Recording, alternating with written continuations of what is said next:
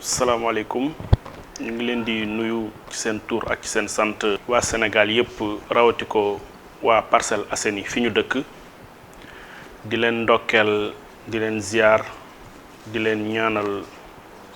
ay feetu fin d'année yu neex di leen ñaanal at bi di ñëw lépp lu ñu naqari woon ci 2020 yal na ko yàlla saafara di ñaan mu nekk at moo xam ne atu jàmm lay doon atu xéewal atu dal lay doon surtout atu wér-gi-yaram ak atu relance de l'économie nationale mais aussi atum relance su économie Parcelles Assainies di atu yokkute di ko ñaanal ñëpp di profito di ndokkeel suñu mbokku chrétiens yi di leen ndokkeel ci seen feetu Noël bi di leen ci féliciter ci seen comportement biñ ci am ak mesure barrière yi ñu jël ba mën a feetee Noël ci jàmm di ñaan yàlla lépp luñ fi ñaan yàlla na ko yàlla nangu tout d'abord ñu ngi masawu askan wi coono yi ñu daj ak ñi nga xam ne ñoo tëdd feebar rawatina ñi am coronavirus mais aussi ñëpp ñi tëdd hôpital daal di feebar ñu ngi leen di ziar di leen seet di leen ñaanal wér-gi-yaram suñu xel aussi mu ngi dem ci ñi nga xam ne ñu ngi ci loxoy yoon di leen ñaanal yàlla may leen fa tawféex te bu ñu génnee lu mel noonu bañ leen dalati d'abord ñu ngi nuyu la jeunesse parcelloise di nuyu les femmes di leen souhaiter une bonne et heureuse année 2021 di ñaan yàlla 2021 doon atu xéewal atu jàmm atum sutura ci ñëpp. année 2020 mu nekk année boo xam ne année bu mouvementée la année bu riche ci li positif ak ci li nga xam ne mooy passif d'abord gis nañ ni année boo xam ne la année bu perturbée la ndax wàllu feebar bi ko marqué muy coronavirus nga xam ne dafa affecté tous les secteurs d'activité économie sociale politique sport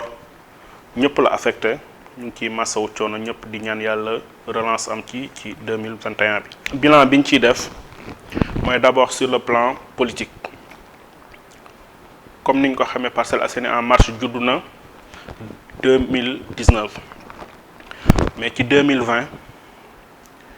malgré perturbation au Covid bi Parcelles Assainies en marche wane na boppam sur le plan politique muy exister ba nekk une réalité au niveau des Parcelles Assainies ba tey Parcelles kenn du tudd développement kenn du tudd social kenn du tudd politique kenn du tudd environnement kenn du tudd sport kenn du tudd culture fàtte Parcelles Assainies en marche malgré la perturbation bi am sur le plan politique fexe nañ ba imposer le discours programme imposer discours potentiel u Parcelles imposer discours problématique u Parcelles wane ni la question essentielle du la personne du maire du ministre du député mais li important mooy les faits et la situation que vivent les Parcellois donc ci loolu on se félicite di féliciter aussi tous les acteurs yi nga xam ne bi Parcelles Assainies en marche indee une nouvelle vision imposer un nouveau discours ils ont su s'adapter à part ça sur le plan citoyen ak social suñu bilan ñu ngi ciy gën a kontaan li ñu xeex ànd kook ay Parcellois ànd ko ak aussi ay autorités di ci remercier Ageroute mi nga xam ne fexe na ba suñu VDN 2 bi ñu daal di fiy def limitation de vitesse ñu daal di xeex ba ñu def fi ñaari passerelle Cambérène ak unité 15 loolu satisfaction bu mag la ci ñun ndaxte avant l'érection wu passerelle yi amoon nañ 15 morts déjà te depuis lors gis nañ ni mort d'homme amatul te accident yi pratiquement ñu ngi yegg si niveau boo xam ne vraiment sant nañ ci yàlla te donte benn bëgguñu mu am mais aussi là ñu ngi interpeller nit ñi aussi kaas nañ ba ñu def fi passerelle ngalla bu ñuy dem géej traversé nañu jaar ci passerelle yi bañ a jaar ci autoroute bi mais aussi ñu ngi am satisfaction di ñaanat ñu respecter les gestes barrières parce que Covid bi mu ngi fi ba léegi liñ ci def ci wàllu Parcelles Assainies en distribution de masques d'alcool, mais surtout la sensibilisation qu'on a su mener pour nit ñi respecter les gestes barrières ak une éducation bu baax. On se félicite de cela, de féliciter le personnel médical bu Parcelles Assainies bu district nord bi yëpp di féliciter les autorités aussi ci taxawaay bi ñu taxaw ci Covid bi ak les mouvements ak tous les acteurs sociaux yi nga xam ne taxaw nañ ngir xeex lii di coronavirus fii ci suñu gox di Parcelles Assainies en particulier mais ci Sénégal yëpp en général. bu ñu jugee ci loolu aussi mën nañ def bilan bu ñu rafetlu ci wàllu formation et d'accompagnement des jeunes et des femmes. En ce qui concerne les jeunes, on a commencé la formation en énergie solaire jox métier lu ma 30 jeunes ñu former leen ñu mën a demal seen bopp jox leen diplôme former leen de manière pratique ñu am métier ci wàllu énergie solaire mais aussi am na yeneen formation yoo xam ne ñu ngi ñëw te loolu ci perspective yi dinañ ci ñëw mais aussi on a su former 30 groupements de femmes ci métier de transformation mais aussi les accompagner dans la capacitation di leen bëgg a ramener vers la formalisation ñu mën a mener seen activité génératrice de revenus et aussi jox leen capacité ñu mën a gérer seen ay entreprises. bu ñu jugee ci loolu sur le plan environnement ak cadre de vie on a su mener des activités de sensibilisation des activités d'alerte pour Parcelles Assainies lii problème bi gën a mag muy assainissement autorités yi jug def ci li ci war mais aussi ci wàllu environnement le programme PAM Vert le projet PAM Vert dafay dikk pour jox Parcelles Assainies un cadre de vie meilleur et attrayant boo xam ne day permettre ñu am des rues sans soleil ñu commencé ko ci unité 15 et pareil pour élargir ko dans toutes les Parcelles Assainies. Tout ceci jot nañ ko réaliser en une année loo xam ne la nag suñu yéene ëppoon na lii waaye perspective yi moom moo gën a war a mën a bëri lii ñu defagum. ci loolu l'année prochaine bii di ñëw muy 2021 bi ñu dugg incha allah ci suñu yéene sur le plan social sur le plan formation éducation accompagnement à la jeunesse sur le plan sportif sur le plan culturel sur le plan économique am nañ un plan d'action boo xam ne mu ngi articulé wu d'abord ci accompagnement à l'éducation scolaire,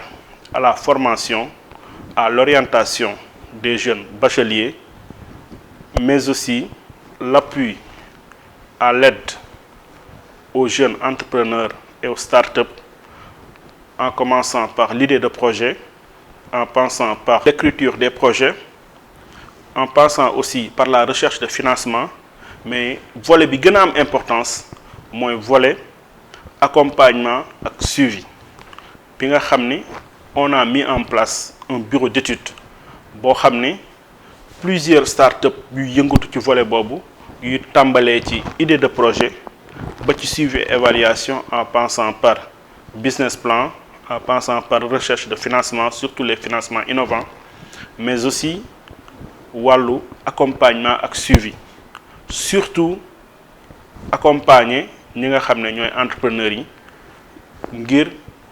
ñu xeex ak phénomène bi nga xam ni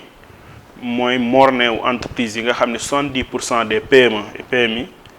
dañuy am jafe-jafe ci seen première année d'exercice 70% yi dañuy arrêter seen activité li leen di sonal mooy formation mais aussi charge d'exploitation yi nga xam ne dafa diis charge fixe yi ci wàllu culture ak sport am nañ ci un programme d'activité accompagner les acteurs culturels dans le sens de promouvoir des projets structurants mais aussi sur le plan sportif aussi am nañ ay activités yu ñu war a teg animation accompagner les ASC associations sportives et culturelles yi pour que durant toute l'année tous les 12 mois ñu am ay activités sportives pendant les vacances mais aussi ay activités culturelles ay activités éducatives ay activités promotion de l'entrepreneuriat au niveau yi nga li mois yi nga xam ne sport amu ci mais aussi suivi programme PAM vert nga xam ni bëgg nañoo yegg ci chaque unité fi ñu jotoon a saxal ñu sàmm loolu topp ko mais aussi sur le plan politique fas yéene nañ sol suñu dàll conscientiser bépp doomu parcellois mais aussi impliquer bépp doomu parcellois ci projet Parcelles Assainies en marche ñi nga xam ne autorité lañ dinañ sol suñu dàll seeti leen exposer leen le projet Parcelles Assainies en marche ñi ci suñuy naataangoo di ay ndaw dinañ leen seeti ak boor boo mënti bokk pour wan leen ni Parcelles Assainies li koy defar dafa war a dem au-delà des clivages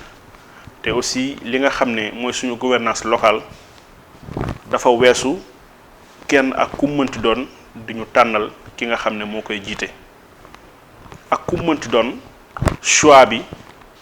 li ci déterminant dafa war a jóge ci ñun mu leer ni parcelle la tànnal boppam ba pare parcelle gi yépp ñu fal une équipe mais pas une seule personne ñeneen ñi féete beneen côté di jàmmarloo ak moom bu ñuy jàmmarloo dafa war a nekk jàmmarloowu idée dafa war a nekk jàmmarloowu projet dafa war a nekk jàmmarloowu xalaat ba matière grise yi xel li ñu mën cee jëriñ li nga xam ne mooy tax Parcelles nekk une ville référence. maa ngi souhaiter une bonne et heureuse année aux Parcellois di ko souhaiter waa Sénégal yépp di ñaan 2021 nekk at mu neex atu jàmm surtout atu wér-gi-yaram pour waa Sénégal yépp rawatina waa Parcelles Assainies